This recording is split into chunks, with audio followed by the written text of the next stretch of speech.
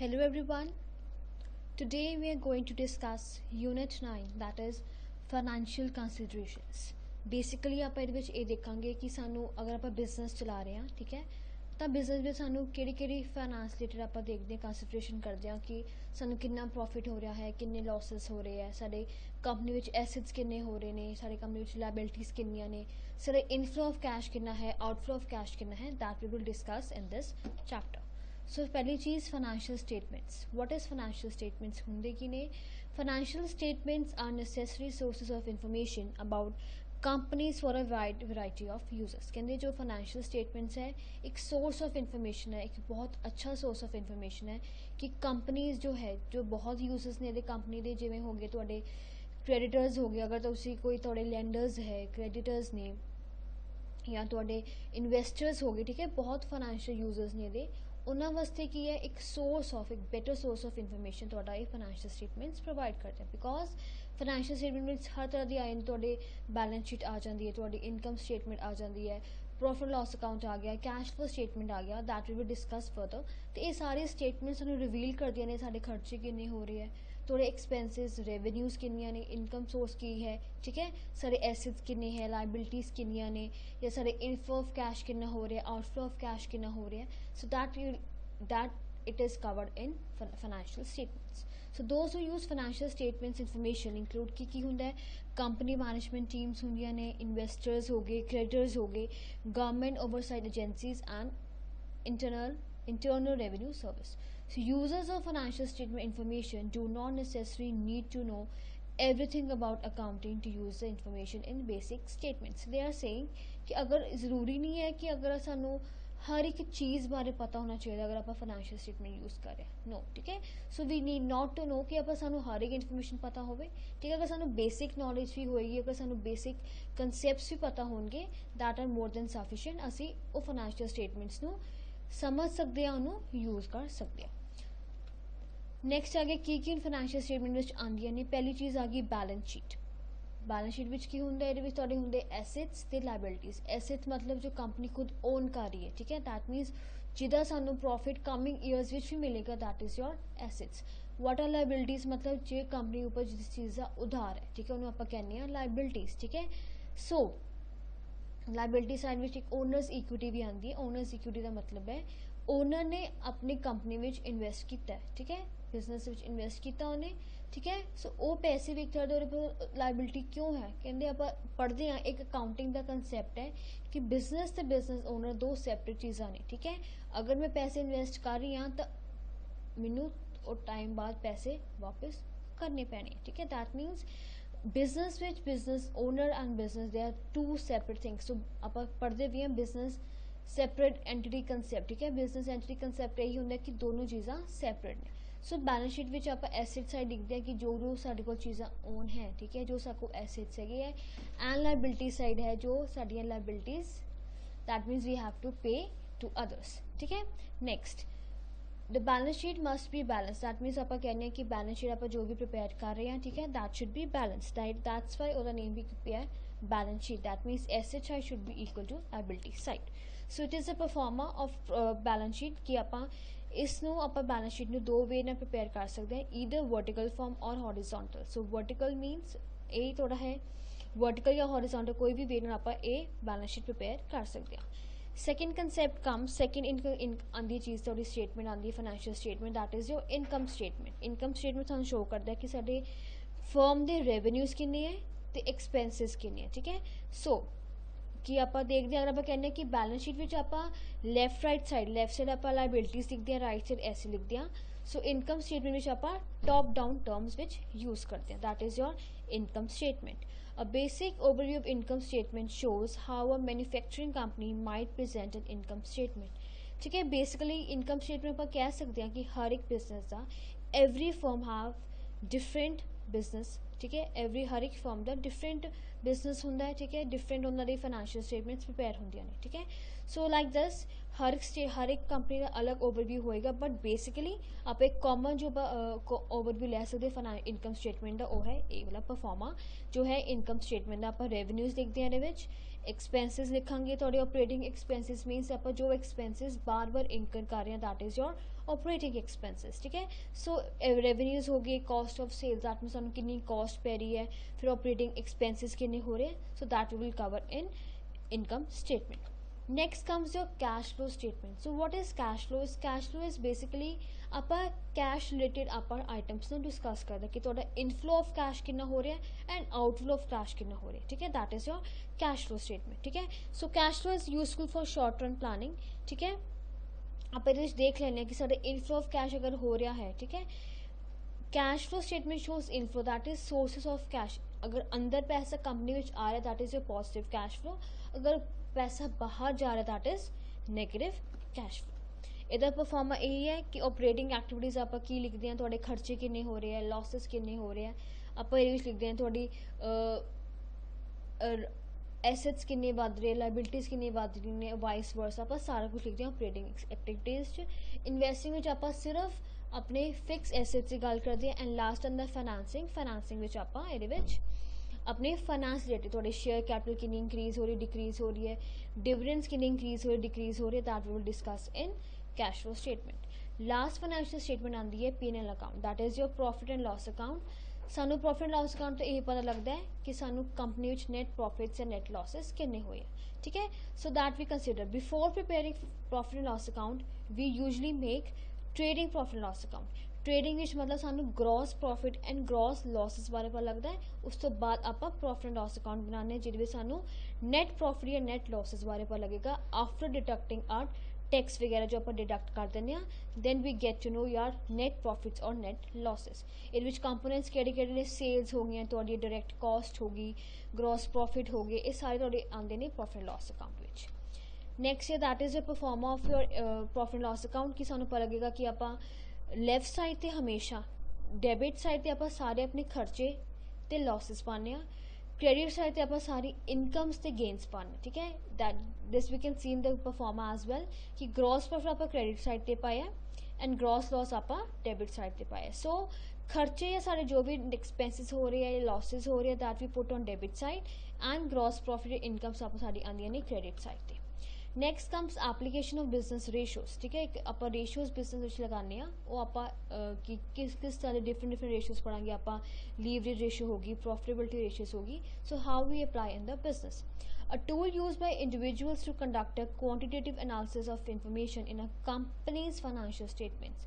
Ratios are calculated from current year numbers and then compared to the previous, ठीक है। अगर मैं आज कुछ रेशियो कैलकुलेट की है तो मेरे लास्ट ईयर 2019 में की ratio see that we compare with the previous year, other companies, the industry or even the economy to judge the performance of the company. There are many ratios that can be calculated from the financial statements pertaining to a company's performance, activity, financing and liquidity. So they are saying कि ratios आप different financial statements use कर सकते हैं according to company की performance किवें है, वो की activity perform कर रहे हैं, finance की है, it is depend on these things. So importance of business ratios की है, business ratios are use to assess the performance of the firm. किस किस आस्पेक्ट दसदी सानू कि कंपनी ट्रेंड की चल रहा है, ठीक है। लास्ट ईयर की सी हुण की हो रहा है। इंटर फर्म कंपैरिजन आप कर लें कि ए कंपनी ने बी कंपनी नाल कंपैरिजन करता रेशियोज के नाल। ऑपरेटिंग एफिशिएंसी, ठीक है, असीं रोज़ रोज़ किवें काम करें कि कितना एफिशिएंटली काम कर रहे हैं। लॉन्ग टर्म फाइनेंशियल वायबिलिटी हो गया, reveal strength and weakness of business and overall profitability of the business की है, that it is consider from the business ratios. First आ गई फाइनेंशियल रेशियोज। फाइनेंशियल रेशियो सानू यही दसदी है it is indicators of financial wellbeing of a business plan. These are use as a tools to determine the financial viability of a business plan, ठीक है। Finance related आप देखते हैं कि कंपनी किवें चल रही है, किवें उन्होंने फाइनेंशियल वायबिलिटी है, एक आप बिजनेस प्लान जो बनाया है वो किवें चल रहा है, किवें हो रहा है, that it come under financial ratios. These are calculated by using the information available in historical or forecasted balance sheets and other financial statements, ठीक है। साडा पुराना हिस्टोरिकल डाटा की है या अगर आप सोचे कि साडे कमिंग ईयर्स विच की होएगा, फोरकास्ट की होएगा, उस अकॉर्डिंग आप रेशियोज कैलकुलेट कर दिया। ठीक है। नेक्स्ट आता थोड़ा लिक्विडिटी रेशियोज। ठीक है, लिक्विडिटी मतलब अगर साढ़े कोई शॉर्ट टर्म कोई थोड़ी शॉर्ट टर्म ऑबलीगेशंस आ रही ने, अगर सानू लग रहा है कि सानू पैसा जरूरत पै रही है, तो उस टाइम साडे कोल कितनी कैपेबिलिटी है कि अगर आप सानू शॉर्ट टर्म विच पैसे लोड पै जाए तो मैं एसेट्स अपनी कैश विच किवें कन्वर्ट कर पाऊंगी, that is liquidity ratio. So they are the indicators of the venture's capability to meet short term financial obligations. ठीक है, अगर सानू शॉर्ट टर्म ऑब्लिगेशन जरूरत पै रही है, ठीक है, तो अगर नेक्स्ट आप 12 मंथ एक साल के अंदर सानू कुछ जरूरत पै रही है तो कंपनी को कितना फंड्स अवेलेबल है या कितनी एसेट्स अवेलेबल है जो कि अपने कैश विच कन्वर्ट कर पान. Next comes your cash ratio. The cash ratio is ratio of cash plus cash equivalent securities to current liabilities of the venture. It is the most robust indicator of venture ability to meet current liabilities. ठीक है, एक ये कितना कोल cash available है company को. ठीक है, ये सब तो इंपॉर्टेंट है बिकॉज अगर सबको कोई करंट लाइबिलिटी अराइज हो रही है तो मेरे को कितना पैसा है कि मैं वो करंट लाइबिलिटी नु पूरा कर पाऊँ, उन लाइबिलिटीज नु पे कर पाऊँ. That is your cash ratio.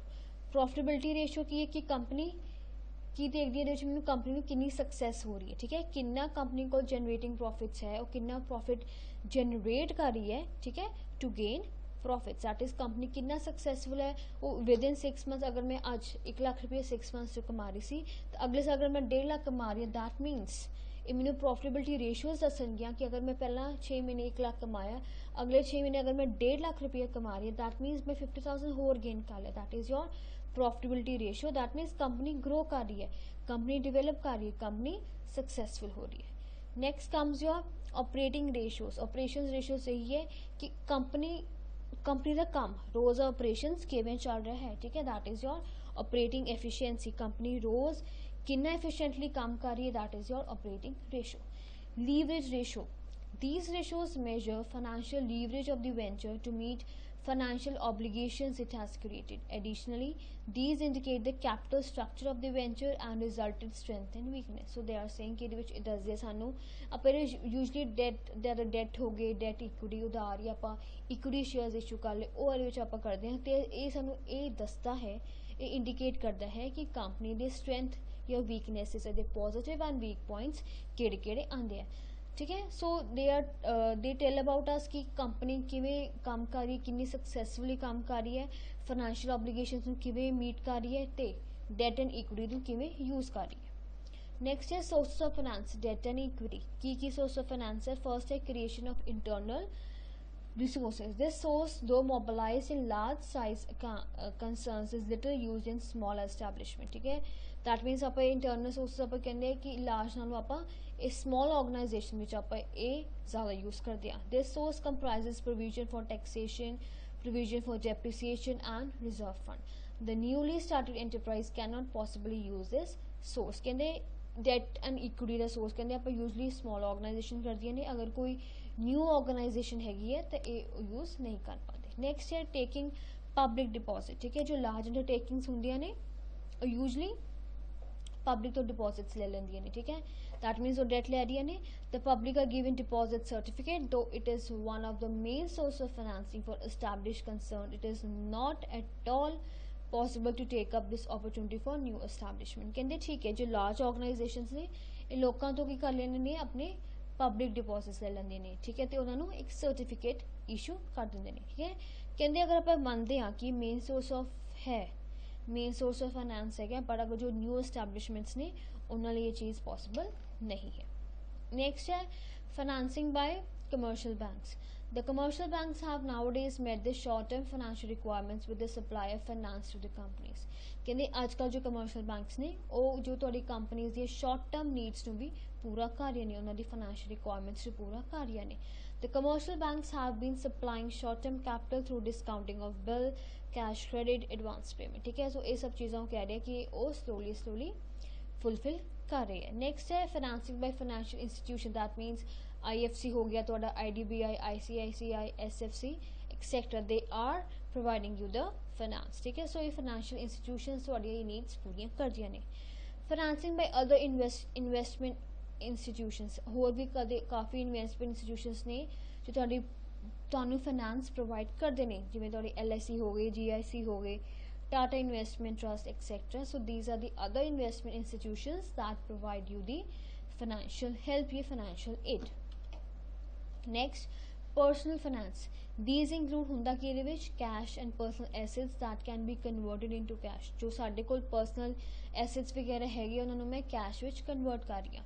In most cases, the small scale businesses and family businesses are developed by entrepreneur's own capital. For this, an entrepreneur might have set himself some months or years ago and must have already prepared financially for it. That means ਆਪਾਂ ਸੋਚ ਰਹੇ ਹਾਂ ਕਿ ਇਹ ਚੀਜ਼ ਹੈਗੀ, ਅਗਰ ਸਾਨੂੰ ਜ਼ਰੂਰਤ ਪਈ ਤਾਂ 1 ਸਾਲ ਬਾਅਦ ਜਾਂ ਥੋੜੇ ਮਹੀਨੇ ਬਾਅਦ ਉਹ ਚੀਜ਼ ਨੂੰ ਮੈਂ ਕਨਵਰਟ ਕਰ ਪਾਉਂਗੀ, ਉਹ ਪੈਸਾ ਮੈਂ ਯੂਜ਼ ਕਰ ਲੂੰਗੀ. Now last comes to government grants. In specific section there is a provision for grants from government to the finance to new enterprises. Government usually provides adequate finance as grant and subsidy to those cases which are recognized as priority sectors. So they are saying कि कई sections ਇੱਦਾਂ ਦੇ ਨੇ ਕਿ ਇੱਕ provision ਆਪਾਂ ਬਣਾਈ ਹੋਈ ਹੈ, government ਉਹਨਾਂ ਨੂੰ ਪੈਸਾ ਦੇ ਰਹੀ ਜਿਨ੍ਹਾਂ ਦੇ ਅਕੋਰਡਿੰਗ ਲੱਗਦਾ ਹੈ ਕਿ ਉਹਨਾਂ ਨੂੰ finance ਦੇਣਾ ਇੰਪੋਰਟੈਂਟ ਹੈ. ਠੀਕ ਹੈ, ਉਹਨਾਂ ਨੂੰ ਆਪਾਂ ਐਡਿਕੁਏਟ ਫਾਈਨੈਂਸ ਪ੍ਰੋਵਾਈਡ ਕਰਦੇ ਹਾਂ ਤਾਂ ਕਿ ਇੱਕ ਤਰ੍ਹਾਂ ਆਪਾਂ ਸਬਸਿਡੀ ਪ੍ਰੋਵਾਈਡ ਕਰਦੇ ਹਾਂ ਕਿ ਤਾਂ ਕਿ ਉਹ ਆਪਣਾ ਪ੍ਰਾਇੋਰਟੀ ਸੈਕਟਰਸ ਜੋ ਹੋਣਗੇ ਉਹਨਾਂ ਨੂੰ ਆਪਾਂ ਪੈਸਾ ਦੇਤਾ so that they can continue with their work.